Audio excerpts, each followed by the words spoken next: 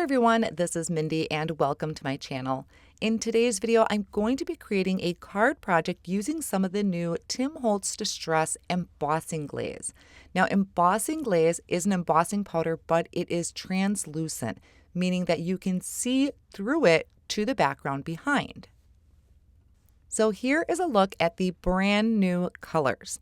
The colors included are aged mahogany, abandoned coral, spiced marmalade, squeezed lemonade, crushed olive, bundled sage, mowed lawn, seedless preserves, peacock feathers, chipped sapphire, mermaid lagoon, and pumice stone.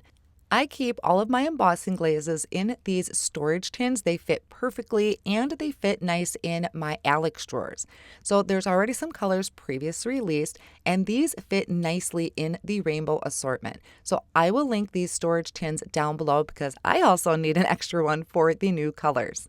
So what I'm going to walk you through real quick is how I create the swatches on the top of my jars, which I find super helpful. I have some 80-pound white cardstock trimmed down to about a 3 by 2 inch square, just something enough to be able to create a swatch. I just smushed down some Versamark ink. I find it very handy to use the ink cube of that Versamark, and then I sprinkled on the embossing glaze. Then I'm going to heat set it with my heat tool. Now, you're not going to really notice much of a difference or the real properties of it with these swatches, but I do find it super helpful. You'll know that it's completely melted when it's all nice and shiny. Now, this color that I started swatching is peacock feathers. So it's a really pretty color, matches that distress line perfectly. And I also find it super helpful to have these clothespins from Simon Says Stamp. Just has some fun sayings on them, but it does keep my fingers out of the way of that small cardstock swatch. Then I just dug through and I found a circle die. This one happens to be the nesting circles from Waffle Flower. I matched up a size that's going to fit just on top of that cap. And I'm going to use my Hero Arts compact cutter to just die cut all of my swatches using that circle die. So off screen, I did go ahead and finish off swatching all of the colors. I will show you them here in just a moment, but I'm just going to run through, trim out all of those circles.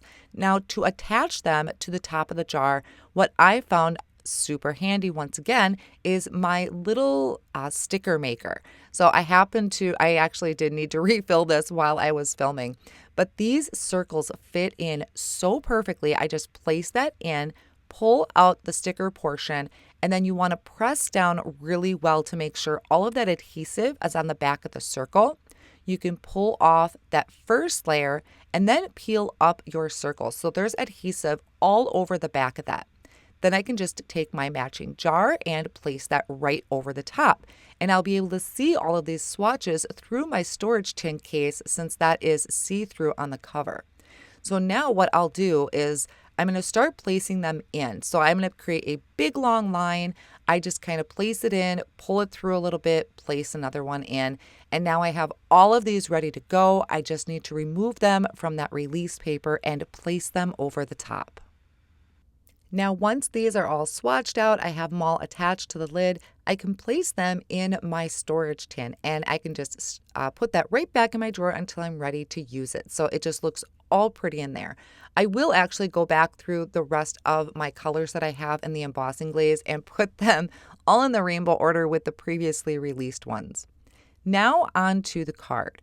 So I have here my Misti tool that I removed the foam insert from. I have some distress watercolor paper that is 4 1/4 by 5 1/2. I put a little bit of repositionable tape on the back. Now I have the smooth side of the paper facing up. Then I placed this friendship text background over the top and picked that up with the door of the Misti. And I'm going to ink this up using the Archival Ink Hickory Smoke. You can use a regular dye ink. Any ink will really work for this. Once I inked it up, I'm going to just stamp that down. The main reason I chose the Archival is because honestly, they were right next to my embossing glazes in my drawer, so I thought it was just a good time to dig them out and use them. Now, the background is kind of scattered. I didn't get it completely stamped perfectly, and I am totally fine with that because this kind of almost comes across as a mixed media project. Now I have the Peony Bouquet stencil, and I'm going to hold that down using the magnets from my magnetic work surface, and I am going to bring in this translucent texture paste. So translucent means I'm going to be able to see through it once it's dry. So I'm taking my palette knife, I'm going to spread this all over the open areas of the stencil. There are some super fine lines of the stencil in here, but I find if I just put a large amount down and just gently spread it, I'm not really getting any of that paste underneath those fine lines, and the paste is ends up holding that stencil in place a little bit. So once I smooth that all out, I'm going to remove the stencil and I'm going to wash this off in the sink right away. Now you're going to see it's not very noticeable, but what we're going to do is I'm going to take this so it's still wet. I have a piece of scratch paper laid down and I picked out a rainbow of color. Now I did end up digging out of my stash the picked raspberry embossing glaze, and I have a craft spoon. I'm just going to scoop some out and start sprinkling it over my background. I'm going to go in the rainbow order starting at the top. I don't need a lot, so I just kind of sprinkle it in, and I don't need to fill in every single place because we're going to do that here in just a moment. Now I moved on to spiced marmalade. Then I have the squeezed lemonade. I brought in crushed olive, which is super, super pretty. I need to use this color more in general. Then for the blue, I'm using peacock feathers. And for the purple, I am using seedless preserves. Now the stencil kind of went from the top of the card down to the bottom and then back up again. So I'm going to fill that in with some of the colors. I used some of the pink and the yellow and just tried to fill that in. Once we have all of this kind of covered in that embossing glaze, I'm going to carefully pick it up, and then we're going to tap the back of our cardstock. So I just used my fingernails. You can use your fingertips. And by tapping the back of the cardstock, it is shifting all of that embossing glaze. So it's filling in all of those areas. It's kind of mixing in with not necessarily mixing colors, but it's mixing colors in the area, which I thought was a really cool look. So as I was doing this, I noticed that some of the embossing glaze was sticking to the ink from my background stamp because I didn't let that dry very well. So I'm going to take a paintbrush and just brush that off. I think that would also be a really pretty look. It's just not what I was going for today. Then I'm going to bring in my heat tool and I am going to melt all of this. Now, you want to make sure your heat tool is super hot and ready to go when you come to this. You want to melt it and move on. If you sit too long over the area, your texture paste is going to bubble up, which mine did towards the bottom a little bit. It's not bad. It's kind of a neat look, but it's just not what I was going for today. So you want to make sure it's nice and hot, melt it, and move on. And now we have this absolutely gorgeous assortment of color, and we can still see through to the background. Now it's very subtle, and in some of the areas the embossing glaze is quite dark, so you don't necessarily see it that well, but I think if I would have used black soot, it would have stood out a little bit more. So while that is all cooling off, I set it off on the side and I'm going to stamp out my greeting. This is coming from the Hi There Greetings stamp and die set. I really love this stamp set. It's very versatile and it has coordinating dies for all the sentiments. So I am using 110-pound cardstock and I'm going to ink up that Hello, my friend in intense black ink. I stamped it down, and since Hello is pretty thick, it did stamp fairly well the first time, but I'm going to ink it up one more time just to make sure it's all completely filled in and it's going to be a nice bold black greeting on the front of my card. Once I have that stamped down, I'm going to line up the coordinating die, hold that down with a low tack tape and run that through my die cut machine.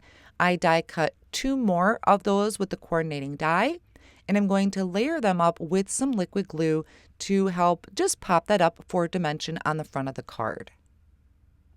Now, this next part I wouldn't necessarily say is a mistake, but it wasn't expected, so I'm going to leave it in here and show you. I wanted to flatten out my cardstock, and normally to flatten it, I run it through my die cut machine.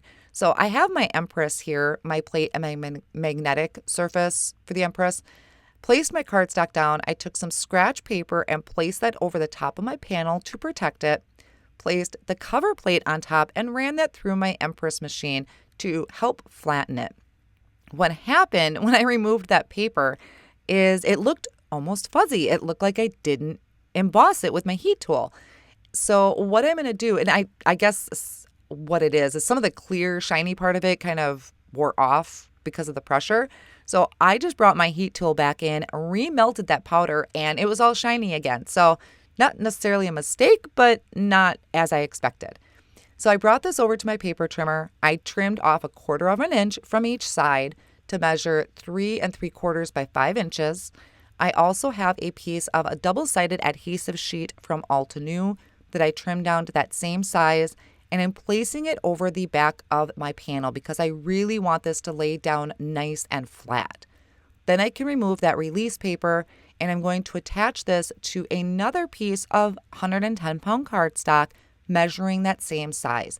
So I'll have just a little bit of dimension to the front of the card. Now I just added adhesive to the back of that and added it to a side folding A2 size card base. I'm going to add liquid glue behind my built-up sentiment, attach that to the top, kind of where that open space is. And then I'm going to finish this off by adding some clear quartz sequins from Gina K Designs. And while I'm doing that, I wanted to tell you of another idea I had, which was having that stamped background, but I would take that translucent texture paste and place it all over the background, then sprinkle on a mix of those colors. Heat set that with the heat tool just like I did with the peonies, but then use that panel to die cut out shapes, whether it's leaves or flowers, things like that. I think would be super, super cool, and I really want to try that. I just kind of ran out of time here. But I love how this looks, that subtle background behind that translucent embossing glaze powder. So I hope you give this a try. I think this was super cool.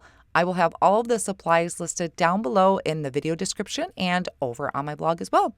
Thank you so much for joining me today, and I'll see you again real soon.